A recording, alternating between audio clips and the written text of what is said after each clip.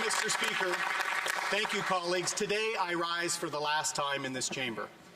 It's been the honor of a lifetime for me to serve Durham in Parliament. My hometowns of Bowmanville and Port Perry, Oshawa, and dozens of small towns and hamlets. But these are just names on signposts. The real honor has been working with and learning from Durham's people, the volunteers, the young people, the civic leaders, the business leaders, Indigenous leaders, first responders. It's been a joy to work with them. But I want to start my remarks by thanking my incredibly supportive and patient wife, Rebecca. You are my true partner in all things, my rock, and my biggest supporter. We dedicated our family to public service, and I think we made a real difference. Thank you. I love you.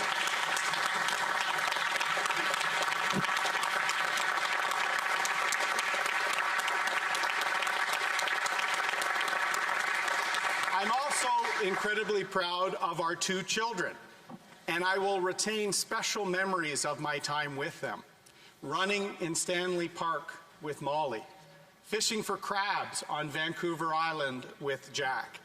Thank you for serving Canada, and I love you too. They are here today with my parents and one of my siblings, and I want to thank all of my family for your love and support. And Mr. Speaker, I want to thank my political family, my friends and family here in the Conservative caucus, my best friends from the military, from law, from the corporate world. You were with me throughout this journey. How many first-time candidates can say they had Wayne Gretzky show up at their first fundraiser? How many candidates have little platoons of veterans knocking on doors with them every election? My success is due to you. You know who you are. Thank you very much. And a special thanks to my incredibly dedicated staff. The number of people who've worked with me over the years in Durham. Your compassion has helped hundreds of families in our community. And to the incredibly bright women and men who came to work with me in Ottawa, in my office, as Minister of Veterans Affairs and Leader of the Official Opposition. Often you left good jobs in the private sector or elsewhere to take a chance and face immense challenge. You did this because you believed in me and you believed in this country.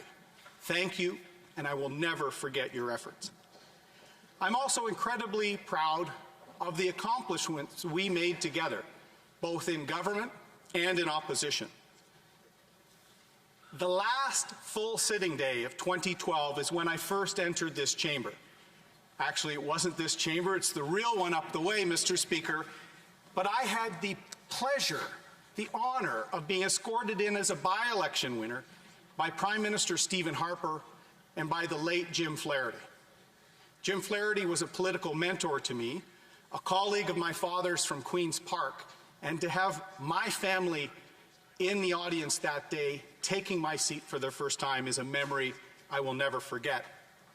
And a few months later, I had the honor to then work with my friend, the honourable member from Abbotsford, as his Parliamentary Secretary for Trade at a time that Canada had its most ambitious trade agenda in history, helping to finalize our free trade agreement with the European Union, traveling to Seoul, South Korea to help drive home a final deal for our first free trade agreement in Asia.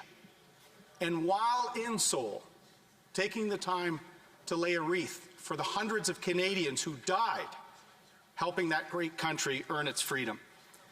Working with our friends, the United States of America and other countries in the Americas.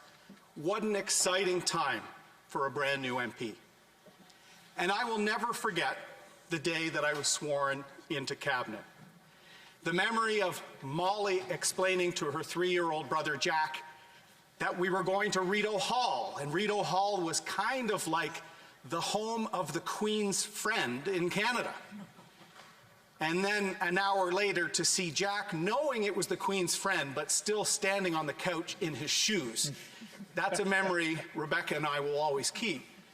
But what an honor for a Canadian Armed Forces veteran to be able to expand mental health treatments for our veterans, to reduce wait times, to start to win trust back from a generation of Afghanistan war veterans that were already feeling forgotten. Mr. Speaker, I traveled to more legions than anyone in Canada in that time. And I can tell you I was yelled at more legions than anyone in Canada at that time. But sometimes listening, tough talk, and humility are ways to start to earn back trust.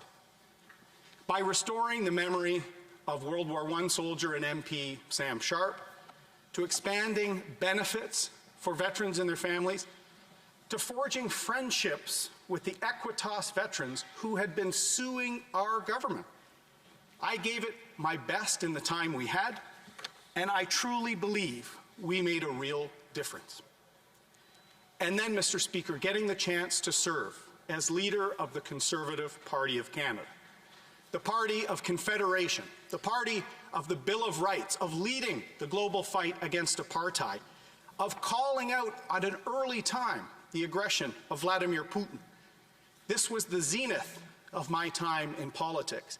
And given the pandemic, polarization, and uncertain prospects at the time, I took that responsibility very, very seriously. And I do believe that we made a real difference. I'm proud of my team and of our work for the country. Work on the economy, innovation, mental health, reconciliation, our values and our interests on the world stage.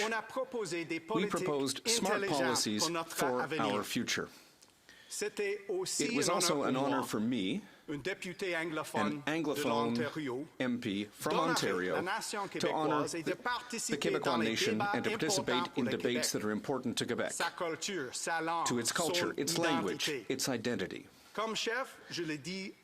As a leader, I often said, we must preserve the existence of the only French-speaking nation in North America. There are 7 million francophones in Quebec and across the country, in an ocean of almost 400 million inhabitants of North America. We must recognize that this is something that is very special and we must protect it. This is a patriotic project. It's a truly Canadian project, Mr. Speaker.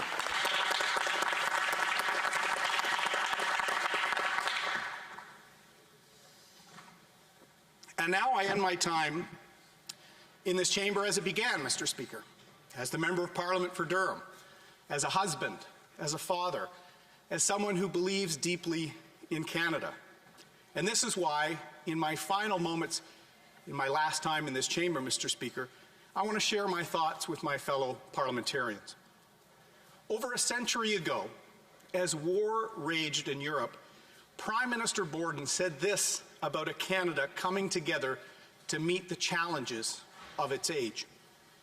Quote, "In the awful conditions which confront the world today, why should the political future of any individual or the political fortunes of any party stand for one moment across the path of a great national purpose?" Mr. Speaker, war is again touching Europe, and democracy is being strained in many parts of the world. With this in mind, all of us in this chamber must ask ourselves, what is our great national purpose at this critical moment in history? There will be an important counteroffensive from Ukraine in the war this spring, and Canadian soldiers have helped train our friends in the Ukrainian army. But just last week, we learned that Canadian soldiers in Latvia were forced to buy their own helmets.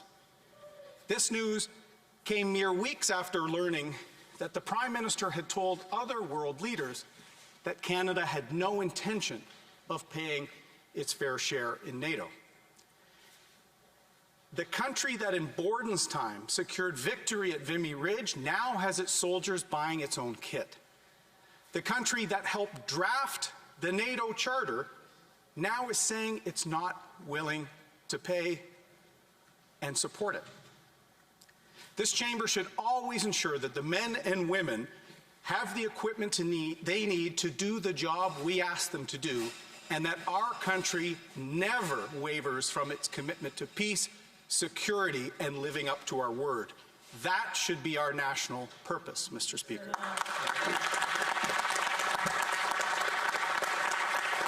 There are Indigenous youth in Canada who voted for the first time for people here in this chamber. Yet some of these Canadians have never been able to drink the water in their community. It's our job to ensure that every child has access to clean drinking water and a fair chance to succeed in life. That should be part of our national purpose. It takes a decade to get a pipeline built to Tidewater in this country, 2 decades to get a mine into operation. Canada has been slowing down at a time the world is asking us to speed up. Getting Canadian resources to global markets for both our economy and our environment should be our shared national purpose, Mr. Speaker.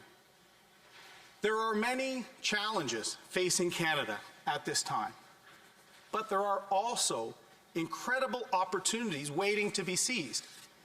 But that is not happening today. Instead of leading, instead of debating our national purpose in this chamber, too many of us are often chasing algorithms down a sinkhole of diversion and division. We are becoming elected officials who judge our self-worth by how many likes we get on social media, but now not how many lives we change in the real world. Performance politics is fueling polarization. Virtue signaling is replacing discussion.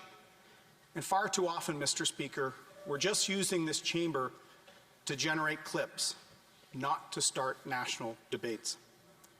Social media did not build this great country, but it is starting to tear its democracy down. If we're not careful, there will soon be a generation of young voters who have never even heard a point of view different from their own. I fear the ignorance of the views of others will slowly transform into a dislike of others. And we can see that starting to happen, Mr. Speaker. Canada is a frontier country. We were built on the strength of the fur trade, a country where going hunting with your grandfather or an elder is as quintessentially Canadian as the backyard hockey rink. But today, hunters are often demonized as a threat to society by politicians who know that this is not true. Whole rural swaths of our country are being held up as the problem only to secure a few political points in the suburbs. Mr. Speaker, we are a country that sent our citizens far from our shores several times to fight for liberty alongside other countries in multilateral efforts. Canadian diplomats, including a future Prime Minister, helped draft the agreements built on that sacrifice to give us decades of peace and security. NATO, the United Nations, the Commonwealth. But today, too often, we're allowing conspiracy theories about the UN or the World Economic Forum go unchallenged, or we attribute sinister motives to these organizations or people in a way that is simply not true or not fair. And if we do this more, we're allowing others to define the debate for us.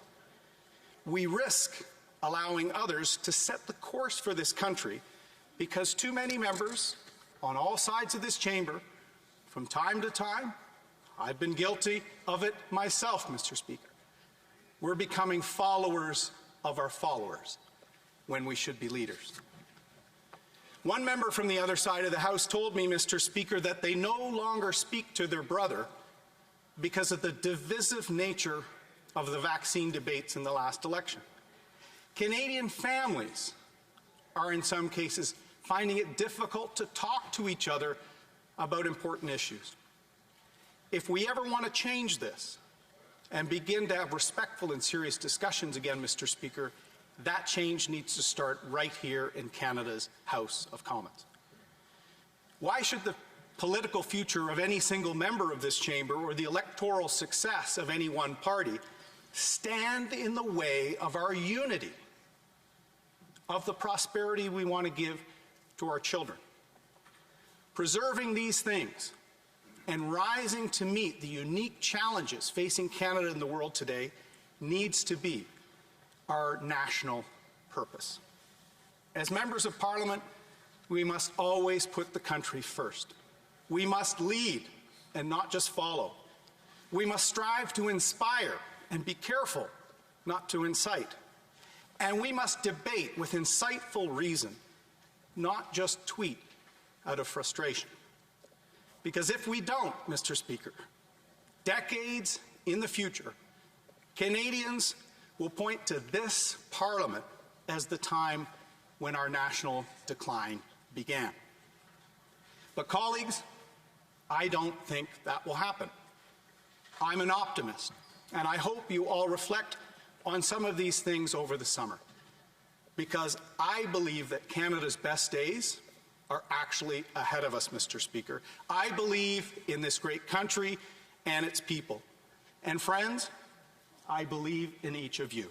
It's been an honor to serve with you. Merci beaucoup. Thank you very much. Excellent.